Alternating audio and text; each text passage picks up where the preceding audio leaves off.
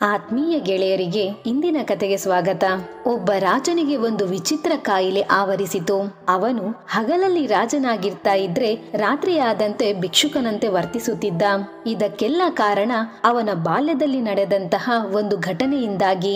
ಸುಮಾರು 20 ವರ್ಷಗಳ ಹಿಂದೆ ಒಬ್ಬ ರಾಜ ತನ್ನ ಸಿಡುಕು ಸ್ವಭಾವದ ಕಾರಣ ಅವನ ರಾಜ್ಯದ ಜನರೆಲ್ಲ ಬಹಳ ಅಂಜಿಕೆಯಿಂದ ಜೀವನ ನಡೆಸುತ್ತಿದ್ದರು.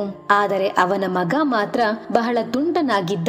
ಯಾರ ಮಾತನ್ನೂ ಕೇಳದೆ, ಹಿರಿಯರಿಗೆ ಗೌರವ ಕೊಡದೆ, ಕೆಲವೊಮ್ಮೆ ರಕ್ಕಸರ ರೀತಿ ಆಡುತ್ತಿದ್ದ.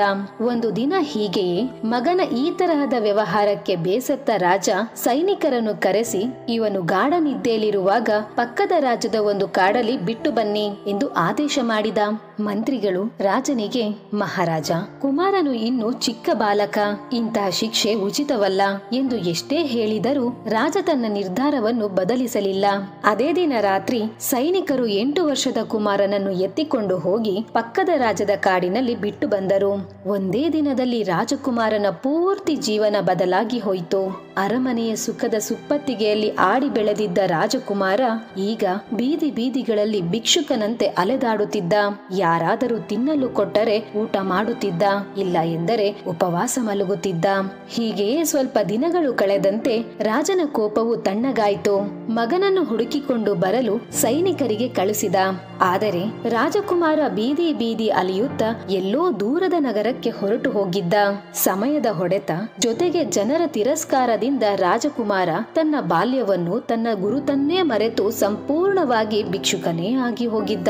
ಕಾಲಚಕ್ರ ತಿರುಗಿ 8 ವರ್ಷದ ಮಗು ಈಗ 28 ವರ್ಷದ ಯುವಕನಾಗಿದ್ದ. ಹೀಗೆಯೇ ಅಲೆಯುತ್ತಾ ಕೆಲವು ಗ್ರಾಮಗಳು, ಕೆಲವು ನಗರಗಳನ್ನು ದಾಟಿ ಒಂದು ದಿನ ಭಿಕ್ಷುಕ ತಮ್ಮದೇ ಮಹಲಿನ ಕಡೆಯಿಂದ ಭಿಕ್ಷೆ ಬೇಡುತ್ತಾ ಹೊರಟಿದ್ದ. ಅದೇ ಸಮಯ ಆಕಸ್ಮಿಕವಾಗಿ ವೃದ್ಧನಾಗಿದ್ದ ಮಹಾರಾಜ ಅರಮನೆಯ ಕಿಟಕಿಯಿಂದ ನೋಡುತ್ತಾರೆ. ಅದೇ ಮುಖ, ಅದೇ ಕಣ್ಣು. ರಾಜ ತನ್ನ ಮಗನನ್ನು ಒಂದೇ ನೋಟದಲ್ಲಿ ಕಂಡು ಹಿಡಿದ. ಮಹಾರಾಜ ತಕ್ಷಣ ಆದೇಶ ನೀಡ್ತಾನೆ, ಆ ಭಿಕ್ಷುಕನನ್ನ ಹಿಡಿದು ಬೇಗನೆ ಮಹಲಿಗೆ ಕರೆತನ್ನಿ. ಮಹಾರಾಜನ ಮಾತನ್ನು ಕೇಳಿದ ಮಂತ್ರಿ ಆಶ್ಚರ್ಯದಿಂದ ಕೇಳ್ತಾನೆ, ಮಹಾರಾಜ, ನಿಮಗೆ ಆ ಭಿಕ್ಷುಕನಿಂದ ಎಂತಹ ಕೆಲಸ? ರಾಜ ಹೇಳ್ತಾನೆ, ಮಂತ್ರಿಗಳೇ, ಆ ಭಿಕ್ಷುಕ ಏನಿದ್ದಾನಲ್ಲ, ಅವನು ನನ್ನ ಮಗ, ಈ ರಾಜ್ಯದ ರಾಜಕುಮಾರ, ನನ್ನ ಉತ್ತರಾಧಿಕಾರಿ. ನಾನು ಎಲ್ಲೆಲ್ಲೋ ಹುಡುಕಾಡಿದೆ, ಆದರೆ ಅದೃಷ್ಟವಶ ತಾನಾಗಿಯೇ ಮರಳಿ ಬಂದಿದ್ದಾನೆ. ರಾಜನ ಆದೇಶ ಪಡೆದ ಸೈನಿಕರು ಭಿಕ್ಷುಕನ ಹಿಂದೆ ಓಡಿದರು. ಭಿಕ್ಷುಕ ತನ್ನ ಹಿಂದೆ ಸೈನಿಕರು ಅಟ್ಟಿಸಿಕೊಂಡು ಬರುವುದನ್ನು ಗಮನಿಸಿ, ಮಹಲಿನ ಅಕ್ಕಪಕ್ಕ ಭಿಕ್ಷೆ ಬೇಡುವುದು ಅಪರಾಧವೇ ಇರಬಹುದು, ಅದಕ್ಕೆ ನನ್ನನ್ನು ಹಿಡಿಯಲು ಬರುತ್ತಿದ್ದಾರೆ ಅಂತ ಅಂದುಕೊಂಡು ಭಯದಲ್ಲಿ ಅಲ್ಲಿಂದ ಓಡಿ ಹೋಗಿ ಮಾರುಕಟ್ಟೆಯ ಜನರ ಗುಂಪಲ್ಲಿ ಸೇರಿಕೊಂಡು ಸೈನಿಕರ ಕಣ್ಣಿಂದ ತಪ್ಪಿಸಿಕೊಂಡ. ಸೈನಿಕರು ಬರಿಗೈಯಲ್ಲಿ ಮಹಲಿಗೆ ತಲುಪಿ ರಾಜನಿಗೆ ಹೇಳ್ತಾರೆ, ಮಹಾರಾಜ, ಆ ಭಿಕ್ಷುಕ ನಮ್ಮ ಕೈಗೆ ಸಿಗಲಿಲ್ಲ. ನಮ್ಮನ್ನು ನೋಡುತ್ತಿದ್ದಂತೆಯೇ ಓಡಿ ಹೋಗಿ ಮಾರುಕಟ್ಟೆಯ ಜನರ ಗುಂಪಲ್ಲಿ ಸೇರಿಕೊಂಡ. ಮಹಾಮಂತ್ರಿ ಸೈನಿಕರ ಮಾತನ್ನು ಧ್ಯಾನದಿಂದ ಕೇಳಿ ಪರಿಸ್ಥಿತಿಯನ್ನು ಗಂಭೀರವಾಗಿ ಪರಿಗಣಿಸಿ ಮಹಾರಾಜನಿಗೆ ಹೇಳುತ್ತಾನೆ, ಮಹಾರಾಜ, ಚಿಂತೆ ಮಾಡಬೇಡಿ, ನಾವು ಹೇಗಾದರೂ ಮಾಡಿ ರಾಜಕುಮಾರನನ್ನು ಹುಡುಕುತ್ತೇವೆ. ಆದರೆ ನಾವು ನಿಮ್ಮ ರಾಜಕುಮಾರನನ್ನು ಅರಮನೆಗೆ ಕರೆದುಕೊಂಡು ಬಂದಾಗ ನೀವು ತಕ್ಷಣವೇ ರಾಜಕುಮಾರನಿಗೆ ನೀವು ಅವನ ತಂದೆ, ಈ ರಾಜ್ಯದ ರಾಜಕುಮಾರ ಅಂತ ಹೇಳಬಾರದು ಮಹಾರಾಜ. ಯಾಕೆಂದರೆ ಈ ವಿಷಯ ಬಹಳ ಗಂಭೀರವಾಗಿದೆ. ಯಾರಿಗೊತ್ತು, ರಾಜಕುಮಾರ ಇಷ್ಟೊಂದು ದೊಡ್ಡ ವಿಷಯವನ್ನ ಅವನ ಮಸ್ತಿಷ್ಕದಲ್ಲಿ ಹೋರಲಾಗದೆ ಭಯಭೀತನಾಗಬಹುದು, ಹುಚ್ಚನಂತಾಡಬಹುದು, ಇಲ್ಲವೇ ಎಂತಹದೋ ಅಪಾಯ ಇರಬಹುದೆಂದು ಯೋಚಿಸಬಹುದು. ಮಹಾರಾಜ, ಈ ಸತ್ಯವು ಸದ್ಯಕ್ಕೆ ನಿಮ್ಮಲ್ಲೇ ಇರಲಿ. ನಂತರ ಮಹಾಮಂತ್ರಿಯು ಸೈನಿಕರನ್ನು ಕರೆದು ಹೇಳಿದ, ಸೈನಿಕರೇ, ಹೇಗಾದರೂ ಮಾಡಿ ಆ ಭಿಕ್ಷುಕನನ್ನು ಹುಡುಕಿ ಅವನಿಗೆ ಹೇಳಿ, ಈ ರಾಜ್ಯದಲ್ಲಿ ಭಿಕ್ಷೆ ಬೇಡುವಂತಿಲ್ಲ, ಪ್ರತಿಯೊಬ್ಬರು ಒಂದಿಲ್ಲ ಒಂದು ಕೆಲಸ ಮಾಡಬೇಕು. ಅವನಿಗೆ ಹೇಳಿ ಅರಮನೆಯಲ್ಲಿ ಕಸ ಗುಡಿಸೋ ಕೆಲಸ ಮಾಡು ಅಂತ. ಸೈನಿಕರು ಭಿಕ್ಷುಕನನ್ನು ಹುಡುಕಿಕೊಂಡು ಹೋದಾಗ ಅವನು ಅದೇ ಮಾರುಕಟ್ಟೆಯಲ್ಲಿ ಭಿಕ್ಷೆ ಬೇಡುತ್ತಿರುವಾಗ ಸೈನಿಕರು ಹೇಳುತ್ತಾರೆ, ನೀನು ಇಲ್ಲಿ ಭಿಕ್ಷೆ ಬೇಡುವ ಹಾಗಿಲ್ಲ, ನಿನಗೆ ಏನಾದರೊಂದು ಕೆಲಸ ಮಾಡಬೇಕು. ಅದಕ್ಕೆ ಅವನು ಹೇಳುತ್ತಾನೆ, ನನಗೆ ಏನೂ ಬರುವುದಿಲ್ಲ, ಅದಕ್ಕಾಗಿಯೇ ನನಗೆ ಯಾರೂ ಕೆಲಸ ಕೊಡುವುದಿಲ್ಲ. ಸೈನಿಕರು, ಅರಮನೆಯಲ್ಲಿ ಕಸ ಗುಡಿಸೋ ಕೆಲಸ ಖಾಲಿ ಇದೆ, ಬೇಕಿದ್ರೆ ಆ ಕೆಲಸ ಮಾಡಬಹುದು, ಆಗಲ್ಲ ಅಂದ್ರೆ ನಿನ್ನ ಸೆರೆ ಹಿಡಿಯಲಾಗುತ್ತೆ. ಆಗ ಹುಡುಗ ಅರಮನೆಯಲ್ಲಿ ಕಸ ಗುಡಿಸೋ ಕೆಲಸಕ್ಕೆ ಸೇರಿಕೊಂಡ. ಮಾಡಿಕೊಂಡ. ಹೀಗೆ 1 ತಿಂಗಳು ಕಸ ಗುಡಿಸೋ ಕೆಲಸ ಸೇರಿಕೊಂಡ ನಂತರ ಅವನಿಗೆ ತೋಟದ ಮಾಲಿ ಕೆಲಸ ಸಿಕ್ಕಿತು. ದುಡಿದು ತಿನ್ನೋ ಹಾಗಾಗಿದ್ದರಿಂದ ಅವನಿಗೆ ನಿಧಾನವಾಗಿ ತನ್ನ ಮೇಲೆ ನಂಬಿಕೆ ಹೆಚ್ಚಾಗ್ತಾ ಬಂತು. ತನ್ನ ಮೇಲೆ ತನಗೆ ಗೌರವ ಹೆಚ್ಚಾಗ್ತಾ ಇತ್ತು. ತಾನು ಅರಮನೆಯಲ್ಲಿ ಮಾಲಿ ಕೆಲಸ ಮಾಡುತ್ತಿದ್ದೇನೆ ಅಂತ ಅವನಿಗೆ ಆತ್ಮತೃಪ್ತಿ ಆಗುತ್ತಿತ್ತು. ಹೀಗೆ ಸ್ವಲ್ಪ ದಿನಗಳಾದ ಮೇಲೆ ಅವನಿಗೆ ಅರಮನೆಯ ದ್ವಾರಪಾಲಕನಾಗಿ ನೇಮಿಸಲಾಯಿತು. ಮಹಾರಾಜ ಹೋಗಿ ಬರುವಾಗ ಅವನ ಕಡೆ ನೋಡಿ ನಗುತ್ತಾ ಯೋಗಕ್ಷೇಮ ವಿಚಾರಿಸುತ್ತಾ ಇದ್ರು. ಹುಡುಗನಿಗೂ ಬಹಳ ಸಂತೋಷವಾಗುತ್ತಿತ್ತು. 3 ತಿಂಗಳ ನಂತರ ಅವನಿಗೆ ಕೋಶಾಧಿಕಾರಿ ಮಾಡಲಾಯಿತು. ಈಗ ಅವನಿಗೆ ತನ್ನದೇ ದೃಷ್ಟಿಯಲ್ಲಿ ಅವನಿಗೆ ಗೌರವ ಹೆಚ್ಚಾಗ್ತಾ ಬಂತು. ಅವನ ಆತ್ಮವಿಶ್ವಾಸ ಹೆಚ್ಚಾಗ್ತಾ ಬಂತು. ನನ್ನಲ್ಲಿ ಏನೋ ಒಂದು ಯೋಗ್ಯತೆ ಇದೆ, ಅದಕ್ಕಾಗಿಯೇ ಇಷ್ಟೊಂದು ಜವಾಬ್ದಾರಿಯ ಕೆಲಸ ಕೊಟ್ಟಿದ್ದಾರೆ ಅಂತ ಹೆಮ್ಮೆ ಪಟ್ಟ. ದಿನಗಳು ಕಳೀತಾ ಬಂತು. ಅವನಿಗೆ ಮಂತ್ರಿಮಂಡಲದಲ್ಲೂ ಸೇರಿಸಲಾಯಿತು. ಅವನು ರಾಜನ ಸಲಹೆಗಾರರಲ್ಲೂ ಒಬ್ಬನಾದ. ಒಂದೊಂದು ಸಾರಿ ರಾಜ ಅವನನ್ನು ಮೆಚ್ಚಿ ಅವನ ಬೆನ್ನು ಕೂಡ ತಟ್ಟುತ್ತಿದ್ದರು. ಭೇಷ್, ತುಂಬಾ ಚೆನ್ನಾಗಿ ಕೆಲಸ ಮಾಡುತ್ತಿದ್ದೀಯಾ, ಹೀಗೆಯೇ ಕೆಲಸ ಮಾಡು ಅಂತ ಹೊಗಳೋರು. ಈಗಂತೂ ಹುಡುಗನಿಗೆ ತನ್ನ ಅದೃಷ್ಟವನ್ನ ನಂಬಲಿಕ್ಕೆ ಆಗುತ್ತಿರಲಿಲ್ಲ. ಒಂದು ದಿನ ಮಹಾಮಂತ್ರಿಯು ರಾಜನಿಗೆ ರಾಜ್ಯಸಭೆಯಲ್ಲಿ ಹೇಳುತ್ತಾರೆ, ಮಹಾರಾಜ, ನನಗೆ ವಯಸ್ಸಾಗುತ್ತಾ ಬಂದಿದೆ. ಅದಕ್ಕೆ ನಾನು ನನ್ನ ಮಂತ್ರಿ ಪದವಿಯಿಂದ ನಿವೃತ್ತಿ ಆಗಬೇಕೆಂದಿದ್ದೇನೆ. ಅದಕ್ಕಾಗಿಯೇ ನನ್ನ ಸ್ಥಾನದಲ್ಲಿ ಯಾರಾದರೂ ಯೋಗ್ಯರು ಯುವ ಅಭ್ಯರ್ಥಿಯನ್ನ ಮಂತ್ರಿಯನ್ನಾಗಿ ನೇಮಿಸಲು ಶಿಫಾರಸು ಮಾಡುತ್ತೇನೆ. ಮಹಾರಾಜ ಮಂತ್ರಿಗಳ ಮಾತನ್ನು ಒಪ್ಪಿಕೊಂಡು ಸಭೆಯಲ್ಲಿ ಚರ್ಚೆ ನಡೆಸಿದರು. ಸಭೆಯಲ್ಲಿ ಉಪಸ್ಥಿತರಿದ್ದ ಎಲ್ಲರ ಒಮ್ಮತದ ಮೇರೆಗೆ ಭಿಕ್ಷುಕ ಹುಡುಗನನ್ನೇ ಮಂತ್ರಿ ಪದವಿಗೆ ಆಯ್ಕೆ ಮಾಡಲಾಯಿತು. ಅವನಿಗೆ ನಂಬಿಕೆಯೇ ಬರಲಿಲ್ಲ. ಎಲ್ಲಿಯ ಒಬ್ಬ ಬೀದಿ ಬೀದಿ ಅಲೆಯುತ್ತಾ ಭಿಕ್ಷೆ ಬೇಡಿಕೊಂಡಿದ್ದವನಿಗೆ ಇಂತಹ ದೊಡ್ಡ ಪದವಿ, ನನ್ನ ಅದೃಷ್ಟ ಇಷ್ಟೊಂದು ಬದಲಾಗಲು ಹೇಗೆ ಸಾಧ್ಯ? ನನ್ನಲ್ಲಿ ಅಂತಹ ಯಾವ ಗುಣವನ್ನು ನೋಡಿದ್ರು? ಈ ಹುಡುಗನು ಮತ್ತು ರಾಜನ ಭೇಟಿ ನಿರಂತರವಾಗಿ ಆಗುತ್ತಿತ್ತು. ಒಂದು ದಿನ ಮಹಾರಾಜ ಹುಡುಗನಿಗೆ ಹೇಳುತ್ತಾರೆ, ಈಗ ನಿನಗೆ ಒಂದು ಸತ್ಯವನ್ನ ಹೇಳೋ ಸಮಯ ಬಂದಿದೆ. ಮಹಾರಾಜನ ಕಣ್ಣುಗಳಲ್ಲಿ ನೀರು ತುಂಬಿತ್ತು. ಹುಡುಗನ ಗಲ್ಲಗಳ ಮೇಲೆ ನಯವಾಗಿ ಕೈಗಳನ್ನಿಟ್ಟು ಹೇಳುತ್ತಾನೆ, ವಾಸ್ತವದಲ್ಲಿ ನೀನು ನನ್ನ ಮಗನೇ, ಈ ರಾಜ್ಯದ ಸಿಂಹಾಸನದ ನಿಜವಾದ ವಾರಸುದಾರ. ಹುಡುಗ ಆ ಮಾತುಗಳನ್ನು ಕೇಳಿ ಸ್ತಬ್ಧನಾಗಿ ಹೋದ. ಹಾಗಿದ್ದರೆ ನನಗೆ ಮೊದಲೇ ಯಾಕೆ ಹೇಳಲಿಲ್ಲ? ಮಹಾರಾಜ ಹೇಳುತ್ತಾರೆ, ಒಂದು ವೇಳೆ 4 ವರ್ಷಗಳ ಮೊದಲೇ ಹೇಳಿಬಿಟ್ಟಿದ್ದರೆ ನಿನಗೆ ಈ ವಿಷಯ ಜೀರ್ಣಿಸಿಕೊಳ್ಳಲು ಆಗುತ್ತಿರಲಿಲ್ಲ. ನಿನ್ನ ಪ್ರತಿಕ್ರಿಯೆ ಬೇರೆಯದೇ ಆಗಿರುತ್ತಿತ್ತು. ಅದಕ್ಕಾಗಿಯೇ 4 ವರ್ಷಗಳು ಬೇಕಾಯಿತು. ರಾಜಕುಮಾರ ಹೇಳಿದ, ಮಹಾರಾಜ, ನೀವು ಕಣ್ಣೀರಿಡಬೇಡಿ. ನೀವು ಮಾಡಿದ್ದು ಸರಿಯೇ ಇದೆ. ಆ ಸಮಯದಲ್ಲಿ ನನಗೆ ಏನೂ ಅರ್ಥವೇ ಆಗುತ್ತಿರಲಿಲ್ಲ. ಈಗ ನೀವು ಹೇಳುತ್ತಿರುವುದನ್ನು ಕೇಳಿ ನಿಧಾನವಾಗಿ ನೆನಪು ಬರುತ್ತಿದೆ. ಅರಮನೆಯ ಕಂಬಗಳು, ಅರಮನೆಯ ಬಾಗಿಲುಗಳನ್ನು ನೋಡಿ ಮೊದಲೇ ನೋಡಿರೋ ಹಾಗೆ ಅನಿಸುತ್ತಿದೆ.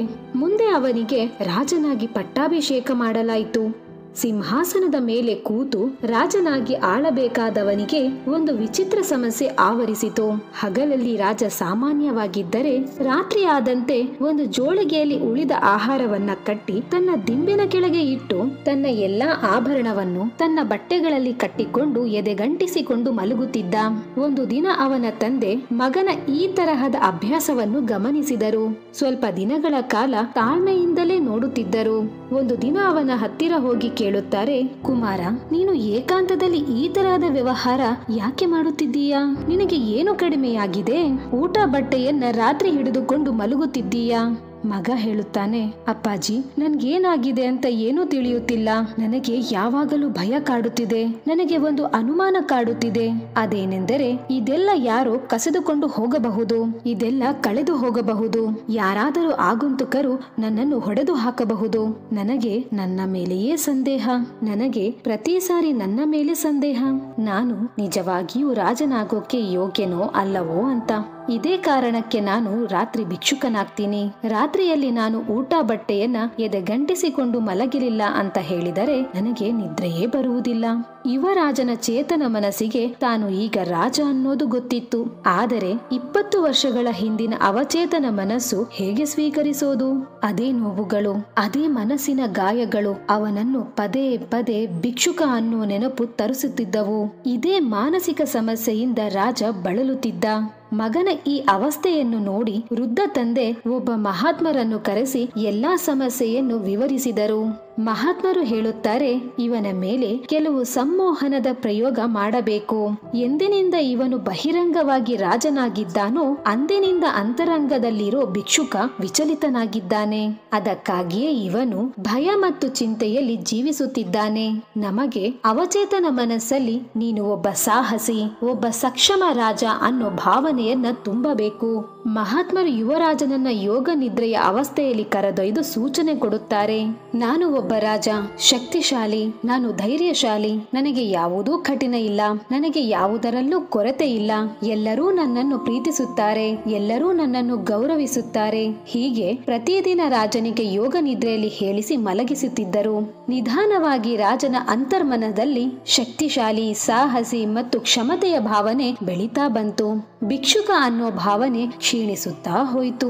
ಹಳೆಯ ಭಯ ತರುವ ವಿಚಾರಗಳು, ಕನಸುಗಳು ತಂತಾನೇ ಮಾಯವಾದವು.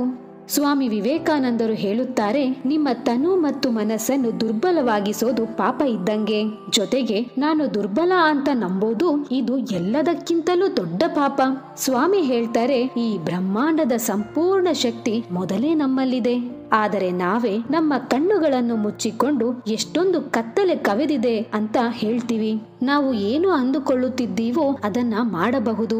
ಆದರೆ ನಮ್ಮ ಅವಚೇತನ ಮನಸ್ಸಲ್ಲಿ ಅನುಮಾನ ಎಂಬ ನಿಸ್ಸಹಾಯಕ ಭಿಕ್ಷುಕ ಇದ್ದಾನೆ. ಅವನು ಆತ್ಮದಿಂದಲೂ ಪರಮಶಕ್ತಿಯಿಂದಲೂ ಬೇರೆ ಅಂತ ನಂಬಿದ್ದಾನೆ. ಅದರಿಂದಾಗಿಯೇ ಯಾವಾಗಲೂ ಶಕ್ತಿಹೀನ ಮತ್ತು ಚಿಂತೆಯಲ್ಲಿ ಮುಳುಗಿರುತ್ತಾನೆ. ಯಾವಾಗ ಚೇತನ ಮನಸ್ಸು ತನ್ನ ಶಕ್ತಿಯನ್ನು ಅರ್ಥ ಮಾಡಿಕೊಳ್ಳುತ್ತೋ ಆಗಲೇ ಅವನು ರಾಜ. ಆಗಲೇ ಅವನು ಉಜ್ವಲ ಭವಿಷ್ಯವನ್ನು ನೋಡುತ್ತಾನೆ, ತನ್ನ ಮೇಲೆ ವಿಶ್ವಾಸ ಇಡುತ್ತಾನೆ. ಆದರೆ ಯಾವಾಗ ಗಮನ ಸರಿಯಿತೋ ಆಗಲೇ ಅವಚೇತನ ಮನದಲ್ಲಿ ಕುಳಿತಿರೋ ಭಿಕ್ಷುಕ ಪೂರ್ತಿ ಮನಸ್ಸನ್ನು ನಿಗ್ರಹಿಸಲು ಪ್ರಾರಂಭಿಸುತ್ತಾನೆ.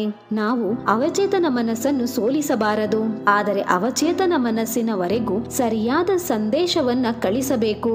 ಹೇಗೆ ಯೋಗ ನಿದ್ರೆ ಅಥವಾ ಧ್ಯಾನದಲ್ಲಿ ಸ್ವತಃ ಸಂಪೂರ್ಣ ಶಾಂತರಾಗಿ ನಮಗೆ ನಮ್ಮ ಜೀವನದಲ್ಲಿ ಏನೇ ಬೇಕಾಗಿರಲಿ, ಆನಂದ, ಖುಷಿ, ಹಣ, ಯಶಸ್ಸು ಏನೇ ಆಗಿರಲಿ ಅದನ್ನ ಪದೇ ಪದೇ ಅನುಭವಿಸಬೇಕು. ಇದರಿಂದ ಅವಚೇತನ ಮನಸ್ಸಲ್ಲಿರೋ ವಿರೋಧಾಭಾಸ ಧಾರಣೆಗಳು ಕಳಚಿ ಹೋಗುತ್ತವೆ. ಹೀಗೆ ಕೆಲವೇ ದಿನಗಳಲ್ಲಿ ನಮ್ಮ ಜೀವನ ಪರಿವರ್ತನೆ ಆಗುವುದು.